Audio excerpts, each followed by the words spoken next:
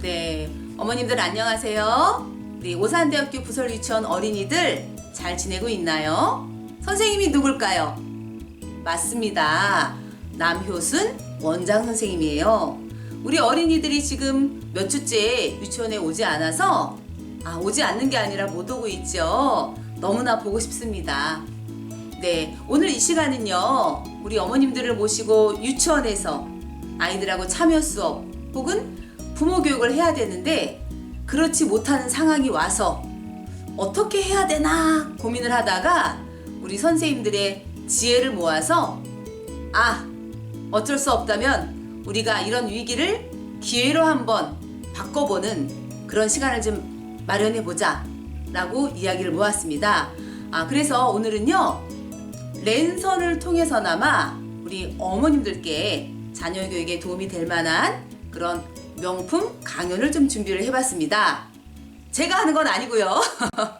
저도 물론 외부에 강연을 많이 하고 있지만 어머님들이 많이 러브콜을 하시면 제가 또 직접 랜선을 통해서 만날 기회를 만들어 보도록 하겠습니다. 예, 바야흐로 우리 포스트 코로나 시대를 어떻게 대비해야 되는가, 또한 예측 불허한 미래 사회를 우리가 어떻게 살아가야 되는가, 기후 변화가 되고 있고 환경 오염이 되고 있는데 이런 시대에 우리 아이들 어떻게 건강하게 살아야 되는가, 또 어떻게 우리 삶을 안내해야 될까 고민이 굉장히 많으실 것 같아요. 그렇기 때문에 더더욱 우리가 지혜를 모아서 소통하는 그런 자리가 많이 필요할 것 같습니다. 네, 그래서 오늘은요, 우리 어머님들께 명품 강사님을 모시고 우리 유치원에서 지금 촬영을 할 건데요. 예, 오늘 모시는 분은요, 현재 사단법인 행복교육연구소에서 많은 우리 리더들을 지도하고 계시고요. 또 경기창조학교에서 부모교육 멘토, 또 가천대학교 유아교육과에서 30년을 넘게 강의를 하셨고 현재 명예교수로 계신 제가 아주 존경하는 최혜순 교수님을 모셔보도록 하겠습니다. 네, 여러분들 모두 박수로 환영해 주시기 바랍니다.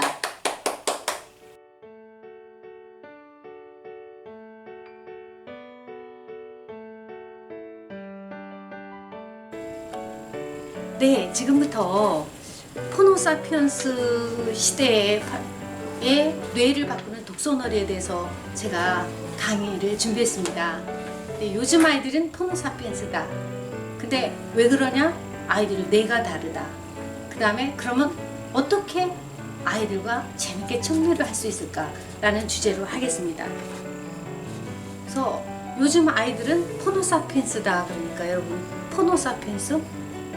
이제 애기가 나면서부터 폰이 신체 일부예요. 애기들도.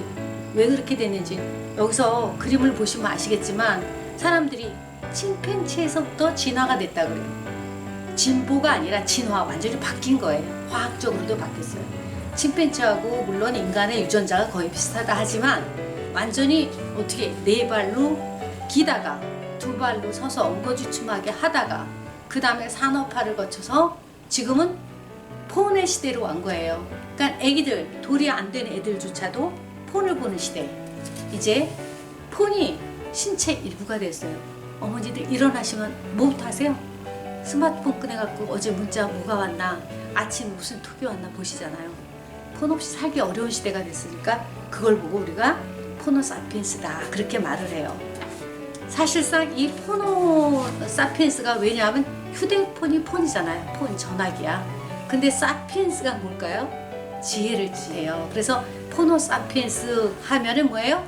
휴대폰을 가진 그런 인간이다. 스마트폰 없이는 살기 힘든 사람이 포노사피엔스다 그래요. 근데 그럴 수밖에 없는 이유는 왜 그런 줄 아세요? 시간, 공간에 제약이 없어요. 지하철을 타도요, 죄다다 스마트폰 보고 앉아있지.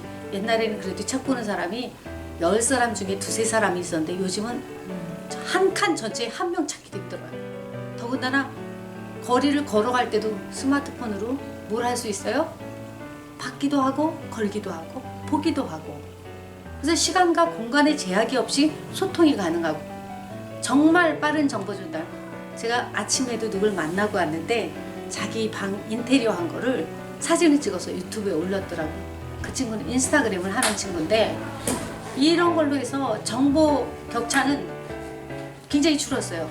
우리 방 어떻게 꾸밀까 하면 인터넷 찾아보면 있는 거야. 아, 심지어 제가 어제는요 청춘 기록이라는 드라마를 봤어요. 근데 거기에 박보검이 주인공이잖아요. 근데 얘네들이 죄다 다 스마트폰만 가지고 있는데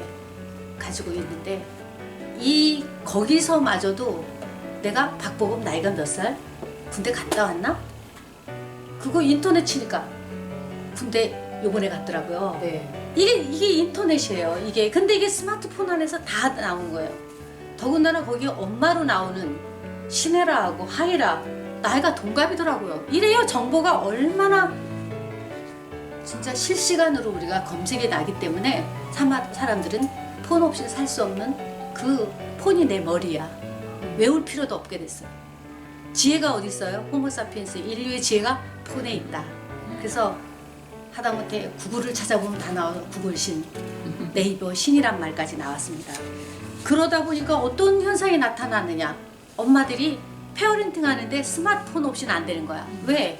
옛날에는 애들 공갈적 꼭지를 했어요. 공갈적 꼭지라 했잖아. 심심하면 요거 쪽쪽쪽쪽 빨았는데 요새는 쪽쪽이 빨면서 뭐 봐요? 디지털 기기를 켜놓고 앱을 주는 거예요. 태블릿 PC를 주고 이거 보고 있어봐 하면 엄마 안 쳐다보고 그것만 보니까 엄마가 애 안 보고 누가 애 보는 거예요? 저기 태블릿 PC가 스마트 기기가 보는 거예요.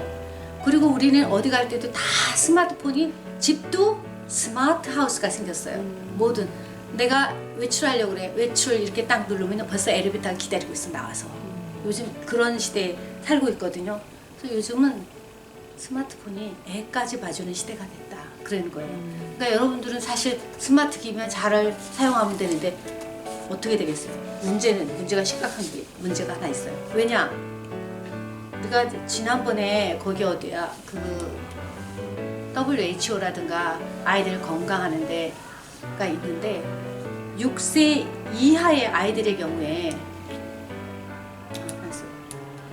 여기 한번 봐보세요. 애들이 6세 이하 애들 경우에 12개월 미만의 자꾸만 앞으로 가네요 이게.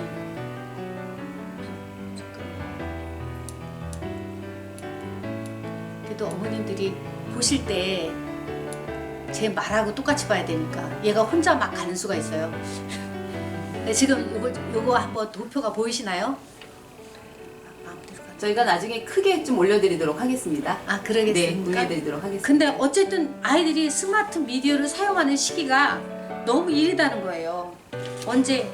만 2돌 이전의 아이들이 여기 보세요. 2돌 이전의 아이들이 50%가 스마트폰을 쓰고 있어요. 그래서 이 스마트폰에 대한 교육이 필요한 시점이다. 그런데 스마트폰으로 읽기를 하면 뭘 하게 되냐면 애들이 책을 읽을 때도 어떤 식으로냐 스마트폰은 여기 F자 읽기라고 그러거든요. F자 읽기가 뭐냐면 F 하면 위에 대가리 읽고 밑으로 가로로 읽게 되는 거예요. 세로로 한 글자 한 글자 읽는 게 아니라 지그재그나 빨리빨리 읽게 되니까 이 책에서 말하고자 하는 게 뭔지를 몰라요. 그래서 디지털로 계속 읽어대면 아이들의 경우에는 나중에 어떻게 되느냐. 얘네들이 제대로 읽기를 못한다는 거예요. 한 글자 한 글자 손으로 짚어보는 거랑 달라. 그러다 보니까 요새 어떤 현상이 나타나냐. 중고등학교 애들 중에 어떤 현상이 나타났을까요? 난독증이 증가하던 난독시대라고 해요. 난독시대가 뭐냐. 책을 못 읽어요. 중3하고 고등학교 애들하고 테스트 해봤는데 우리가 2000년대에 들어서면서 특히 2006년도 넘어서면서 스마트폰이 굉장히 많이 보급이 됐거든요. 2010년대가 넘어서면서부터는 굉장히 많은 수의 아이들이 책을 못 읽는다. 집중해서 못 읽는 거예요. 아까 디지털을 읽을 때는 어떻게 훑어봤죠. 어머님들 훑어보시지 한 글자 한 글자 읽는 사람이 없잖아요. 네. 그러다 보니까 아이들이 점점 읽기 능력이 떨어지고 있는 거예요. 맞습니다. 읽기 능력이 굉장히 중요한데 이게 문제가 되니까 더 큰 문제는 뭐냐 얘네들한테. 사실상 난독 시대에 책이 읽기가 얼마나 책 읽는 것이 중요하다는 건 다 아실 텐데 왜 문제가 되느냐. 스마트 기기하고 뇌는 굉장히 밀접한 관련이 있어요. 사실 이 아이가, 여기 있는 아기가 제 손녀딸이에요. 손녀딸인데 얘가 늘 이러고 앉아서 스마트 기기를 가지고 뽀로로도 보고, 아기 때부터 아이들이 보는 굉장히 좀 애들끼리 싸우는 그런 영상도 많더라고요. 그런 걸 봤어요. 근데 사실상 이 뇌파 검사를 해봤어요. 애들이 조용한 영상을 볼 때는 편안한 상태에서 뇌파가 안정된 파장이 나와요. 근데 오히려 애들 가만히 있는, 왜 멍 때린다고 그러잖아요. 그때도 되게 알파파가 나와요. 근데 활동적인 영상을 보면 되게 재밌어 해요. 그래서 뇌가 굉장히 활동적이긴 한데 스트레스 지수가 높아진다는 거예요. 그래서 특히 숙제를 하거나 이거 뭐 어떻게 해봐, 이렇게 과제를 주면 더 어떻게 돼요? 스트레스 지수가 높아진다는 거죠. 그러니까 재밌는 영상 본다고 어머니들이 얘 재밌으니까 됐어, 우리 애는 이거 보면 되게 재밌으니까 말 안 걸어도 돼, 하지만 아이들의 뇌는 좋아지질 않는다. 사실 이 연구는 여기 오산대 병설유치원 원장님이신 남효순 박사하고 제가 연구한 겁니다. 이게 2017년도에 논문도 나왔는데, 이거 7살 아이들을 데리고 연구를 했어요. 어디다 뇌파 기계를 머리에다 전두엽에다 붙이고 해봤더니 영상을 볼 때 애들이 뇌도 굉장히 활성화돼, 흥분이 돼. 근데 스트레스 지수가 높아지더라.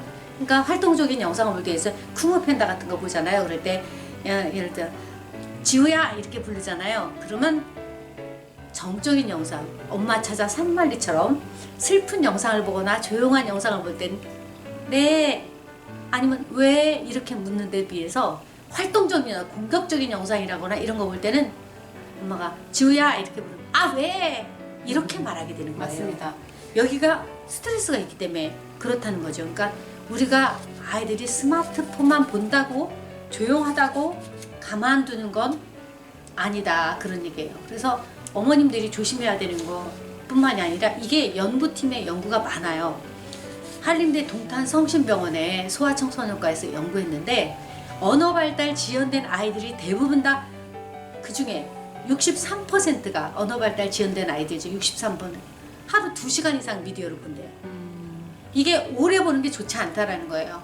어린 나이에 장시간 미디어에 노출되는 거, 더 힘든 건 뭐냐, 혼자 보는 게 나빠요. 하다못해 예를 들자면 아기 고음 푸를 본다. 그럴 때 엄마가 물어보는 거예요. 푸는 어떤 색깔 옷을 입고 있는 거야? 이렇게 상호작용을 해요. 그럼 애가 갑자기 막 지나가던 걸 보던 거를 노란색 입고 있는 한 번씩 멈춰요. 아까 이제 디지털 이렇게 해서 가장 큰 문제가 F자로 읽거나 지그재그 읽어서 정확히 못 본다는 거예요. 그러니까 이게 성심대병원만 그랬냐, 아마 성심병원만 그랬냐, 한양대학교 구리병원도 했어요. 이게 스스로 생각할 시간도 없이 시각적으로 눈으로 들으죠. 또 그 다음에 소리가 들려서 청각적으로 들어오는 거잖아요. 그냥 눈으로 보고 내가 노력 안 해도 되는 거에 너무 익숙해지는 거예요. 그러니까 혼자 애써서 보려고 하지가 않는 게 되는 거죠. 그러니까 종이로 된 활자를 보려면 답답하지. 애들 눈에는, 여러분 생각에는 애들이 혼자 책을 읽고 있어요. 제가 우리 아들이 굉장히 언어 발달이 느린 아들이 하나 있었어요. 왜냐하면 초등학교 들어갈 때 한글을 못 읽었어요. 근데 걔한테 내가 항상 책 읽기를 시켜요. 한글도 못 읽는데. 근데 걔한테 예를 들어 아기고 푸우를 줬다. 있잖아요. 그럼 보면서 푸우가 친구를 만났습니다. 지가 나한테 읽어줘요. 무슨 얘기예요? 그림으로 글자를 만드는 거죠. 차라리 그렇게라도 아이들이 하면 좋은데 그냥 애들 보고 태블릿 PC를 준다든지 아니면 스마트폰 보고 이거 영상 보고 있어, 그럼 걔는 뭐 하고 있는 거예요? 가만히 멍 때리면서 눈으로 보고 귀로 듣지만 무슨 말인지 몰라. 말하자면 여러분이 영문 타임즈라는 잡지를 보면 글자가 많이 써 있잖아요. 어쩌다 한 단어씩은 알지만 전체가 무슨 문장인지 모르죠. 7살 아이들이 책을 읽는 건 어떤 거예요? 그렇게 그냥 훑어보고 수박 겉핥기로 읽기 때문에 아이들이 이해력이 떨어질 수밖에 없는 거죠. 근데 참 엄마들한테 어떻게 내가 얘기를 해줘야 될까 이게 하지만 저는 사실 손자 손녀가 6명이나 되거든요. 큰애가 중학생이에요. 맨 막내가 7살입니다. 근데 얘네들이 잘하는 걸 보면서 내가 얘네들이 어떻게 될까를 한번 생각해 봅니다. 어떻게 될까? 과도한 스마트폰을 사용하면 애들의 미래가 어떻게 될까? 첫 번째, 언어 발달이 굉장히 떨어져요. 두 번째, 감정 조절 능력이 없어져요. 왜냐면 지는 가만히 있었거든. 슬픈 장면을 보고도 얘는 그냥 넘어가는 거예요. 슬픈 장면은 슬퍼야 되잖아. 그게 없어요. 더군다나 거북목 증후군이 생겨요. 계속 어떻게 고개 숙이고 봐서 그 옆에 있는 엠마라는 여자인데 이거는 인형이에요. 영국의 그 스마트폰이라든가 아니면 앞으로의 시대의 인물들이 이 상태로 스마트폰만 보다더니 디지털 시대의 아이들이 어떻게 될까를 연구했는데 나중에 30년 뒤에 저렇게 목은 쑥 올라오고 아픔 빠지고 다리는 붓고 눈은 충혈되고 이런 애들로 난다는 거예요. 그건 실제로 2015년도에 조사했는데 2011년부터 시작해서 5년간에도 거북목 증후군이 중학생들의 경우도 이렇게 많이 늘었어요. 어떻게 여러분 이대로 아이들한테 포노 사피엔스라고 그래가지고 스마트폰만 보게 할 것이냐. 우리가 지금 WHO 세계보건기구에서 지침이 내려왔어요. 어린애들한테 1시간 이상 보면 안 된다. 아까 전 2시간 이상 봐도 문제가 생긴다고 했잖아요. 이게 포노 사피엔스들을 여러분이 유용하다고 또는 편리하다고 그냥 내버려둬 갖고는 절대로 안 되겠다. 특히 언어 발달이 문제가 되니까 그런다는 얘기죠. 그 이유는 아이들의 뇌는 어른과 다르기 때문이다. 잠시 후에 아이들의 뇌 발달에 대해서 말씀드리겠습니다. 네, 교수님 감사합니다. 잠깐 물을 좀 드시고 좀 또 강의를 이어가도록 하겠습니다.